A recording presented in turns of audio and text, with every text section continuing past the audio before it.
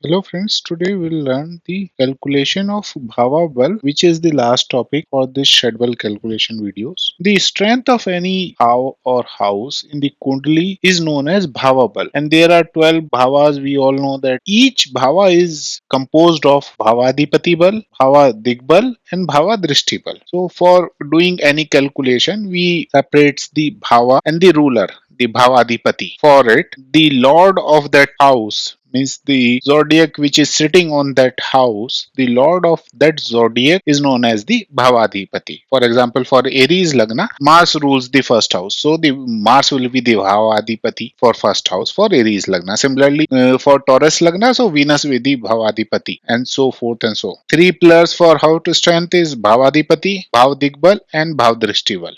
Bhavadipati bal is the total sixfold strength which we have done in calculating the Shadbal print. Bhav Digbal, it is the intrinsic positional strength of the house based on the Rashi, and Bhav Drishti, it is related to somewhat Drishtibal, and then we do the calculation. Total Bhav Bal will be the strength of pillar 1 plus pillar 2 plus pillar 3. For Graha Bal, for the first part, we need to understand the total Shadbal print for each planet. For example, horoscope, Mercury is having the highest and Jupiter is having the lowest. This is the table in the sequence of Aries to Pisces Lagna, and the Lord and the Grahabal or the Shadbal print for each planet. I have placed it. So for dual lordship, it will be placed twice. So this we have already computed. So we are going to use it directly, Bhavadipati Bal. Now the second pillar comes the Bhav Digbal, and for Bhav Digbal we have the classification of the zodiac based on the classification like human or Nar Rashi. Another is Jal or watery Rashi. Third is Kita or insect Rashi. And fourth is Chatuspad or quadrant Rashis. Gemini, Virgo, Libra and Aquarius. These are Nar Rashis. So these are strongest in first house, and powerless point for them is 7th house. And if they are in the first house, they will get the maximum point of 60. Similarly, for watery Rashis, the Cancer and Pisces, strongest in 4th house, powerless in 10th house, and maximum point is 60 if they are present in the 4th house. Kita Rashi or Scorpio, strongest in 7th house and powerless in first house, and max point is 60. Chatuspad are strongest in 10th house and powerless in the 4th house, and maximum point again 60. They lies in the 10th house. Now we will learn how to calculate the Bhav Digbal based on the zodiac. So for example, in the horoscope which we are using, Aries in the first house. The classification is Chatuspad Rashi. Chatuspad Rashi, how far it is from its powerless point. Number of the powerless bhavas, bhava under consideration, what is the difference? Multiply it by 10, you will get the Sashtyamsha point. If difference is greater than 6, then subtract it from 12 and then multiply by 10. So this is the formula. Aries in the first house and it is powerless in the 4th house. So 4 minus 1, 3, 3 into 10, 30 Sashtyamsha. Similarly, Cancer is powerless in the 10th house. So 10 minus 4, 6 into 10, 60 Sashtyamsha. Libra, Nar Rashi. Nar Rashi is strong in the first house, but on our exam horoscope, it is present in the 7th house. 7th house is the powerless point, so 7 minus 7 is 0. So this will get 0 Sashtyamsha point. Similarly, for Scorpio is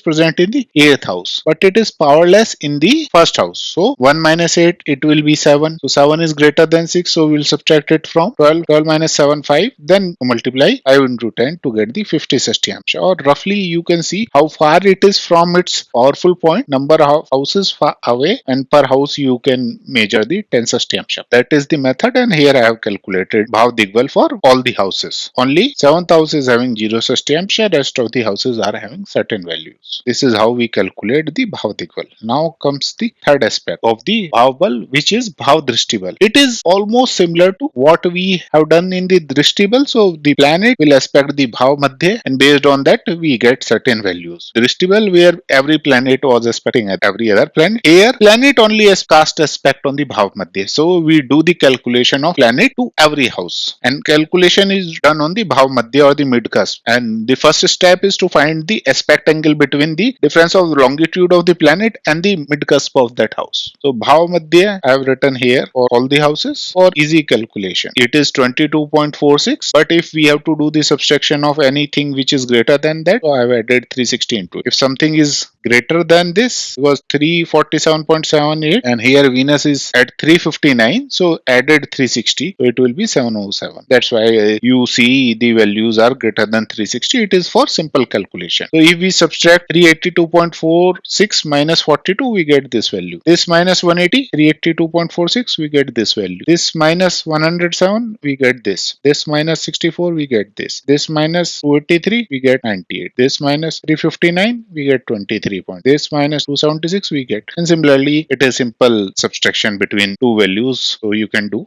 I have placed the answers for Bhav Madhya and the aspect angle. It is similar to what we have done for Drishti Kendra. So you can say it is somewhat related to Drishti Kendra. Now after doing the calculation, we do the calculation of Shubh Drishti and Ashubh Drishti similar to what we have done for the Drishti Bal. So first Bhav, Moon. Let's take the example of Moon at the first house. Moon is at 201.68. It lies in the bracket of 180 to 300, and the formula for that is 300 minus Drishti Kendra, whatever is the value divided by it is 201.68. 300 minus 201.68, we will get 98.32, and if we divide it by 2, we will get 49.16. If any angle between the Bhav Madhya and the planet is less than 30, like here, so we'll put directly 0, or if it is greater than 300, like here, we'll put 0, or here from Mercury it is greater than 300, so directly it is dash. Third one is less than 30, so it is dash. Dash means 0, or we are not calculating. Similarly, you do the calculation and you get the benefic aspects. And since Jupiter is aspecting the Bhav Madhya of the second house, so we'll get additional 30 points. And similarly for sixth house, additional 30. Since Jupiter is having fifth and ninth special aspect. Similarly, we do the computation for Ashubh Drishti for the malefic planet. Malefic planet are Sun, Mars, Saturn, and we do the computation here. Similarly, of what we did for Jupiter for the second and the sixth house, Mars is having a special aspect of fourth and eighth, and Saturn is having a special aspect of third and tenth from its current position. So we calculate the Ashubh Drishti based on that. Similar to what we have done in the benefic aspect, we do the similar calculation for malefic aspect. For example, for Mars, you are seeing three values because Mars is aspecting the Bhav Madhya of both these houses. That's why we have added it. And similarly, for the eighth aspects, and Saturn, it is the aspect on these two houses. That's why we have added the Shyamsha. We have done the calculation for malefic aspect as well as the benefic aspect. After this, the regular Drishtibal, we have to do the sum and then get the Drishtipinda and divide it by 4. But here is a modification rule which is there in the Bhav Drishtibal. It is like whatever aspect or Mercury, we have to use the 100% of its value. But if it is any other planet, we have to divide it by 4 and take it. And then we do the computation, and we have to handle the special aspect which we have done is for Mars it is 4th and 8th, Jupiter 5th and 9th, and Saturn 3rd and 10th, and then we get the final value. It is the Subh Drishti. For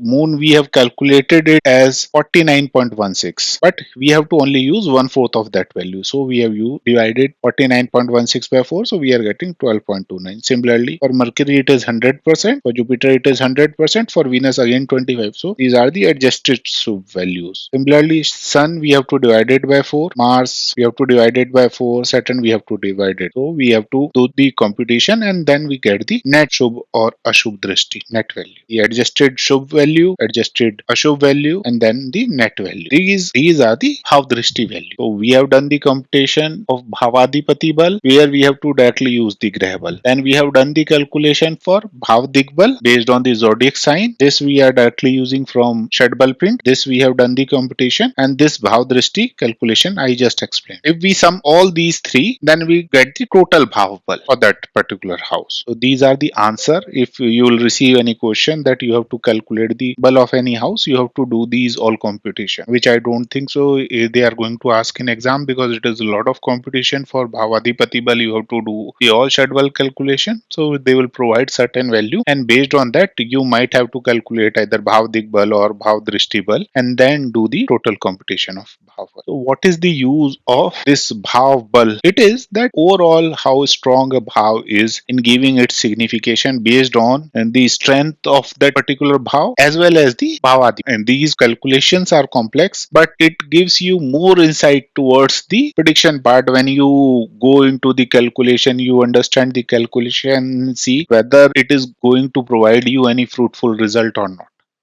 Thank you.